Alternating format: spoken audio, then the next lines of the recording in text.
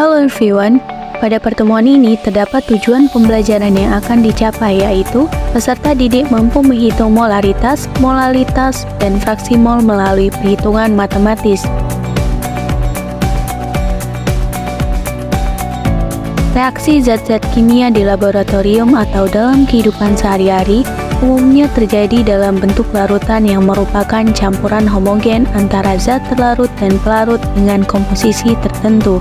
Nah, komposisi tiap larutan ini bergantung pada perbandingan jumlah zat terlarut terhadap pelarutnya yang kemudian dinamakan dengan konsentrasi. Oleh karena itu, pada kesempatan kali ini kita akan mempelajari mengenai materi konsentrasi. Secara kuantitatif, konsentrasi larutan dinyatakan dalam berbagai satuan, diantaranya molaritas, molalitas, dan fraksi mol. Nah, mari kita bahas satu persatu. Molaritas atau kemolaran yang dilambangkan dengan M kapital merupakan jumlah mol zat terlarut dalam 1 liter larutan. Secara matematis dapat dituliskan molaritas sama dengan mol zat terlarut dibagi volume larutan dalam satuan mililiter, sehingga satuannya adalah mol per liter atau molar. Berikutnya, karena mol sama dengan massa dibagi massa molekul relatif atau mR, dan volume dapat kita konversi ke satuan mililiter, maka persamaan ini dapat kita turunkan menjadi molaritas sama dengan massa zat terlarut dibagi massa molekul relatif dikali 1000 dibagi volume dalam satuan mililiter. Selanjutnya, selain menggunakan kedua persamaan ini, kita juga dapat menghitung molaritas suatu larutan dengan persamaan molaritas sama dengan massa jenis larutan dikali persen dikali 10 dibagi massa molekul relatif atau mR zat terlarut. Mari kita lanjut ke contoh soal. Soalnya, tentukan molaritas 0,05 mol kristal MgSO4 yang terlarut dalam 500 ml larutan. Pada soal terdapat senyawa MgSO4.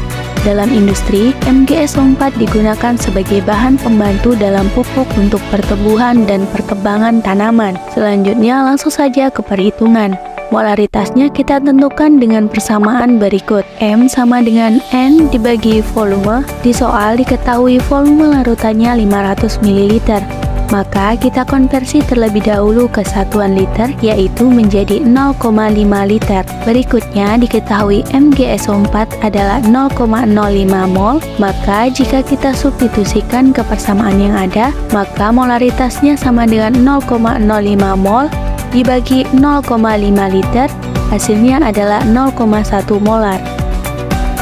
Konsentrasi larutan yang kedua yaitu molalitas atau kemolalan yang dilambangkan dengan M kecil merupakan jumlah mol zat terlarut dalam 1 kg pelarut. Secara matematis dapat dituliskan molalitas sama dengan mol zat terlarut dibagi massa pelarut dalam satuan gram, sehingga satuan untuk molalitas adalah mol per gram atau molal. Nah, berikutnya karena mol sama dengan massa dibagi massa molekul relatif atau mR dan massa pelarut dapat dikonversi ke satuan gram, maka persamaan ini dapat kita turunkan menjadi molalitas sama dengan massa zat terlarut dibagi massa molekul relatif dikali 1000 dibagi massa pelarut dalam satuan gram.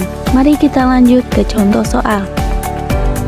Tentukan molalitas 0,1 mol NaCl yang terlarut dalam 500 gram air. Terlihat bahwa di soal menunjukkan senyawa NaCl. NaCl digunakan dalam bidang industri seperti produk pembersih lantai, pembersih kaca, dan antiseptik. Baik, lanjut ke perhitungan matematisnya. Diketahui mol zat terlarut yaitu 0,1 mol dan massa pelarut yaitu 500 gram, sedangkan yang ditanyakan molalitasnya. Maka kita gunakan persamaan berikut. Molalitas sama dengan massa zat terlarut dibagi massa molekul relatif dikali 1000 dibagi massa pelarut. Kemudian reaksi diturunkan menjadi molalitas sama dengan mol dikali 1000 dibagi massa pelarut. Kita masukkan nilainya. Molalitas sama dengan 0,1 dikali 1000 dibagi 500. Hasilnya 0,2 mol. Konsentrasi larutan yang ketiga adalah fraksi mol. yang merupakan perbandingan jumlah mol suatu zat terhadap jumlah mol total zat-zat yang terdapat dalam larutannya. Nah, fraksi mol ini kita lambangkan dengan huruf X kapital yang secara matematis dapat kita tuliskan fraksi mol terlarut sama dengan mol zat terlarut dibagi mol zat terlarut ditambah mol zat pelarut. Sedangkan fraksi mol pelarut sama dengan mol zat pelarut dibagi mol zat pelarut ditambah mol zat terlarut. Kemudian kita lihat hubungan fraksi mol terlarut dan fraksi mol pelarut adalah 1. Langsung saja ke contoh soal. Tentukan fraksi mol zat terlarut dan zat pelarut jika ke dalam 90 gram air dilarutkan 15 gram asam cuka CH3COOH dengan AR C sama dengan 12, H sama dengan 1, O sama dengan 16. Kita tahu bahwa CH3COOH digunakan dalam bidang industri produk yang biasa kita gunakan seperti deterjen dan sabun. Jadi, dalam soal yang ditanyakan fraksi mol zat terlarut dan zat pelarut. Untuk mol zat terlarut yaitu 15 gram asam cuka dibagi mf dari asam cuka yaitu 60. Maka untuk mol zat terlarutnya 0,25 mol. Kemudian kita cari jumlah mol zat pelarut yaitu 90 gram air dibagi mr dari air yaitu 18. Maka untuk mol zat pelarutnya 5 mol. Selanjutnya, nilai mol zat terlarut dan pelarut disubstitusikan dalam rumus fraksi mol zat terlarut sama dengan 0,25 dibagi 0,25 ditambah 5.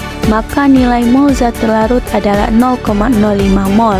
Kemudian untuk nilai mol zat pelarut disubstitusikan dalam rumus fraksi mol zat pelarut sama dengan 5 dibagi 5 ditambah 0,5. Maka nilai mol zat pelarut adalah 0,95 mol. Nah, kita sudah peroleh untuk mol zat terlarut yaitu 0,05 dan untuk mol zat pelarut yaitu 0,95. Itulah penjelasan mengenai konsentrasi larutan. Terima kasih Sobat Kemis telah menonton pembelajaran kali ini.